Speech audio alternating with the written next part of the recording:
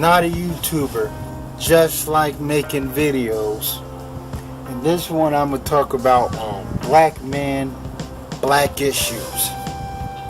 Now, it's like, what Malcolm X said in his book. He said something like, he said that, he said, since he was black, people think that he can only talk about black issues. That, the dominant society doesn't want to hear someone talk about, like a black man, what's his views on, world hunger, world pollution, and so forth. And I start to reflect on my channel, the things I talk about, and I kind of fall into that same pigeonhole.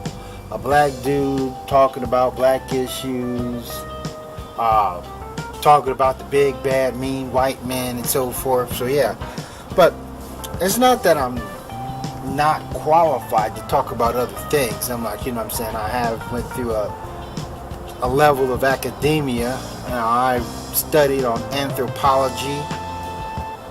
I've studied advertisement, graphic arts, shit like that. But it's almost like when you talk about black issues, sometimes it's your opinion, and sometimes you could say there's a right or wrong opinion, but it's like if you're black, then you're qualified to speak on black issues almost on every single level. Like I like comic books or whatever, and I'm not an avid. I don't know everything about comic books and so forth, but when it comes to this black stuff, I'm like, there's so many ways you can slice and dice it. I'm like, when I look at these guys talking with, some people are just Marcus Garvey, and some people want to be more like Booker T. Washington. But as far as the black experience, it's something like, it's like what they say about slaves. The slaves were silenced. I'm saying they couldn't speak for themselves. They had no voice.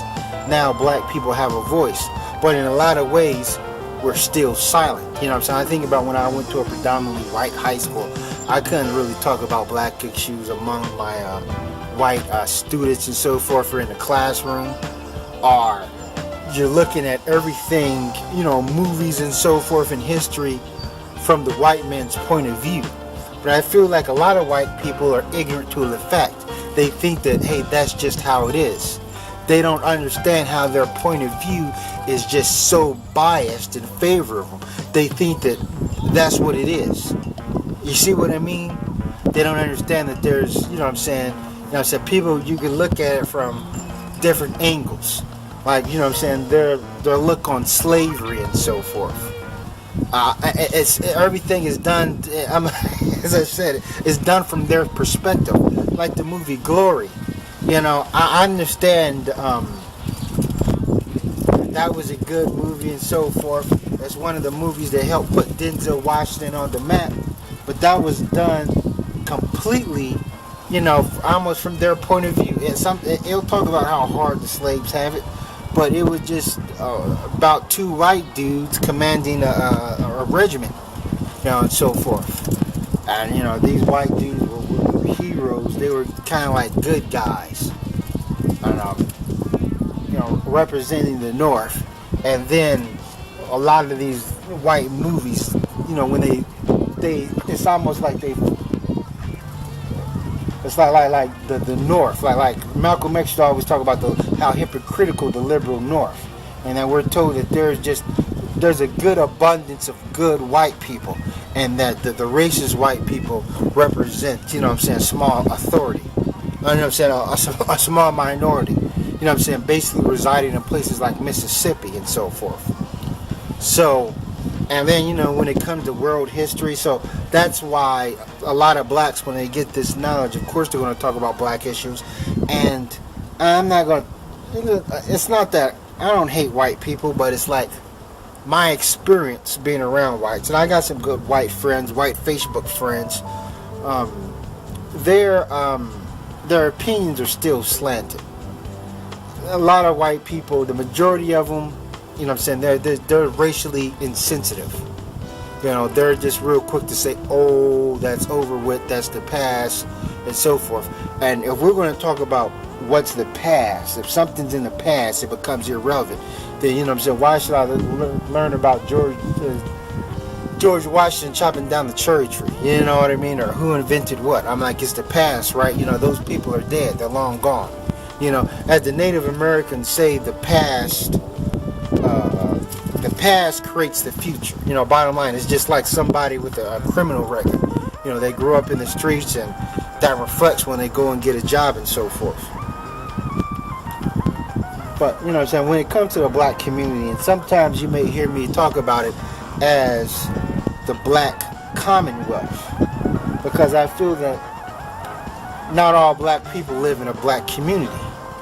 No, and no matter where a black man's where he is in the world, you know what I'm saying, especially in this country, yeah, even if he did military service, graduated from Harvard or whatever, you know, he still has to, you know what I'm saying, go through the black experience. Now, some people can look at their glass as half empty and half full. You know, the optimist are a lot of the, you know, the black dudes that are just, you know, happy. You know, the Booker T. Washington. You know what I'm saying? They're going to look at their glasses half full. You know? And, you know what I'm saying? The Nat Turners are going to look at their glass half empty, or they're going to look at it as they don't have anything in that glass at all. And even if you are a black dude and you want to embrace America and the American values, the red, white, and blue, so sometimes you gotta, you know, analyze about America's hegemony all across the world. I'm like, could you honestly say, you know what I'm saying, could you really co-sign that? I know that there's a lot of white people, and white people be like, oh, the evil government powers and all this, that they're doing this. But as a black man, when we talk about the government powers, I just can't help to say that, you know, who's in charge? Like, I was talking to this white girl not too long ago, and then she admitted, she said it ain't white people, but the government is kind of putting black people down.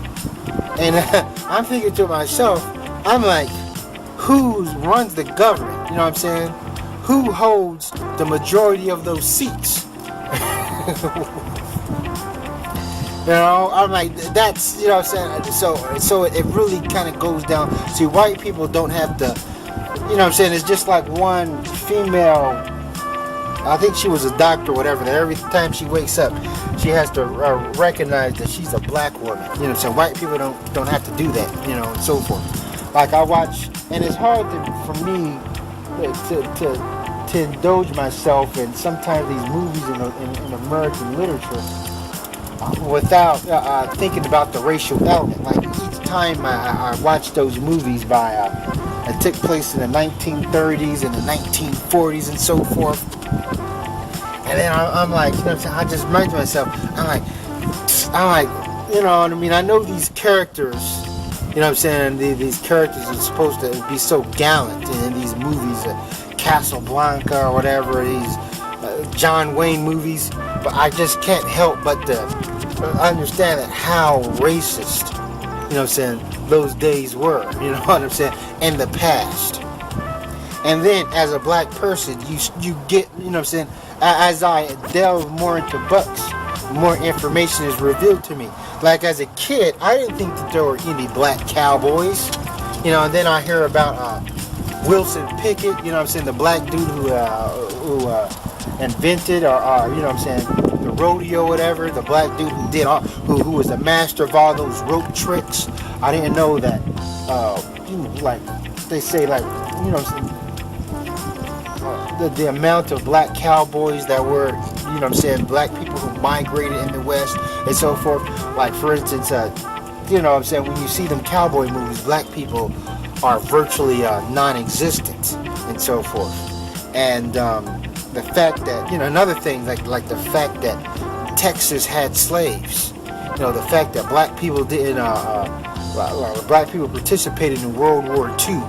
And then you learn stuff about, like, in Australia, like, you know what I'm saying, a lot of American soldiers was going to Australia, so Australia is closer to Japan, you know what I'm saying, the Philippines, and how the soldiers, the black soldiers, at first wasn't allowed to get off the boat, you know, and the conflict between the black soldiers and the white soldiers. Like when they first got out to Australia, the Prime Minister of Australia didn't want to let them into land, so they had to stay on the boat for a while. And then when they got to land, and the black soldiers was talking about how the Australian whites treated them so much better than American whites. But still, Australian whites treated the Aboriginal people very bad. Like, for instance, there was like this basketball game in Australia where, you know, it was like the blacks versus the whites. Now, it was the Australians versus the Americans or whatever. And the black people were playing on the Australian side and some shit like that. And then, you know, black men, black servicemen were dancing with Australian women. And, you know what I'm saying, the white soldiers they was fumed by this, you know. So stuff like that are American heroes. I'm working on a video called The White Man's Heroes or The White Man's Villains. It will be the black man's villains, our enemies and so forth, or people that just don't care so much about the black commonwealth. You know, like I think about Charles Lundberg. Now, going back into Malcolm X's book, Malcolm X, you know, in his time, they used to do a dance called the Lindy Hop. And that dance was named after Charles Lundberg. And Charles Lundberg was the guy who, the pilot, who, you know, said back in the 1930s, I just can't remember the date, who flew from New York to France in a non-stop flight, which was never done before. And he was considered the first international celebrity, if not the first celebrity, even when communication was primitive.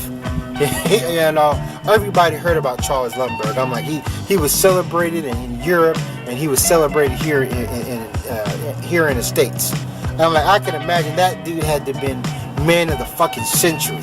You know, like, there's probably all kind of females that threw him panties, but Charles Lundberg's views were very racist. He said in Time magazine, he said that the gift of aviation, you know what I'm saying, of being able to fly, is a gift of Western hands, you know, the white man's hands, to soar over an ocean of black, brown, yellow, and red. Meaning, you know what I'm saying, this is proof that the white man can soar over all these other primitive type people. And also, Charles Lundberg was a Nazi sympathizer. He wanted America to ally itself with Nazis and so forth. You know, it's stuff like that.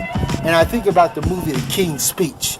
And now that was a good movie. You know what I'm saying? It's about this King of England who had a speech impediment and so forth. And I can't help but to feel that in his time, how many, you know what I'm saying, he was the King of England, one of the kings, I don't know, or the prince, the king, and how many colonies that England had in Africa at that time, and that they were oppressing Africans or oppressing other people from around the world, and I'm supposed to be sympathetic for this king that, you know what I'm saying, who can't fucking talk. You see what I mean? That's kind of like not just the black experience, but the experience of non-whites. Now, and let me go into these bootlickers and these Genchis. The thing is, with these Yesa bosses, you know, their job is to tell the white man everything is all right, and they criticize and ridicule black people, to wave their finger at black people and so forth.